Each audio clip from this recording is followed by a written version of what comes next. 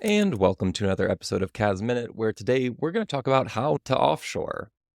First, when I think about offshoring, I really don't like the term. When people are like, oh, yep, we have an offshore team, I, I kind of think that that's in some ways degrading in the way that most people perceive it.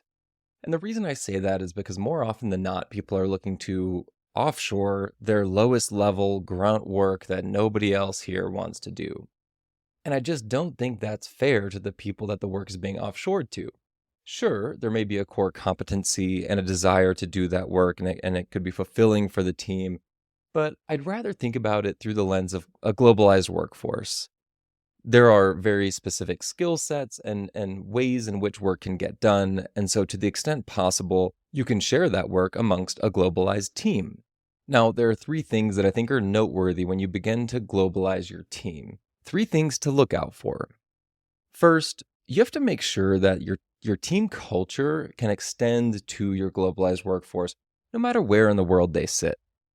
Just like everybody stateside, people across the world want to work in an environment where they feel appreciated, where they feel like they're a part of the team, and they get to collaborate amongst others that they generally enjoy their quote-unquote 9 to 5 with. So no matter what your culture looks like and how you make that come to life within your firm, you have to be able to make sure that that extends to the rest of your team members across the world. It is noteworthy to say that cultures across the world are very different. And so you have to accommodate and flex your existing stateside culture to fit into a globalized workforce based on the working norms of that country. If you're not able to do that, it may be challenging to retain individuals in another country. The second thing I think about is growth opportunity. Similar to US workforce, growth opportunity is desirable for anybody across the world. And so I want to make sure that we are capable of providing the same level of opportunity for growth and learning and development for anybody in the world.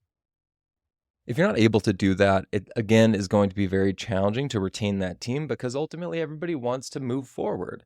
And so to the extent possible, try to identify ways that you can create a career map for individuals in other countries.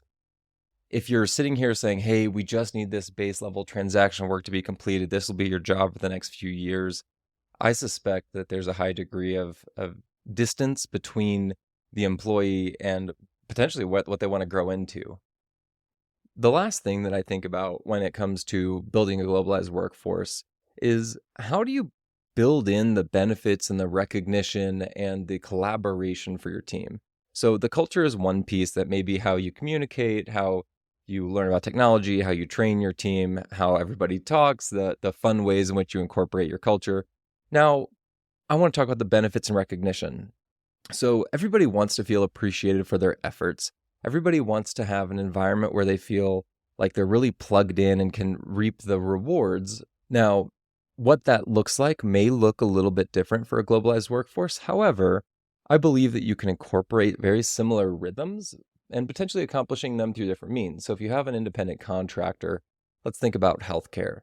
You could provide a healthcare stipend for them, even though you may not be able to provide the healthcare benefit that you would have through your payroll system. So think about ways you can incorporate fun, unique, and similar benefits to those that may not be in the same country as you. As a bonus, I would also think about how do you create the flexibility that you want to afford your team here? How do you communicate to your team in a globalized work setting that, hey, you have a flexible schedule, you have a flexible work week, you have an environment in which you trust your team to get their work done, and you want to be accommodating for their personal lives. That goes a really long way. Again, you have to go back to the culture component of how does this country, this new group of individuals joining the team, how do they want to work? So the best way that you can incorporate all of these things is by simply asking a question or by working with somebody that really understands the culture piece of the country you're looking at globalizing your workforce to, and then building an environment that's really suitable for them. I hope that's helpful. Till next time.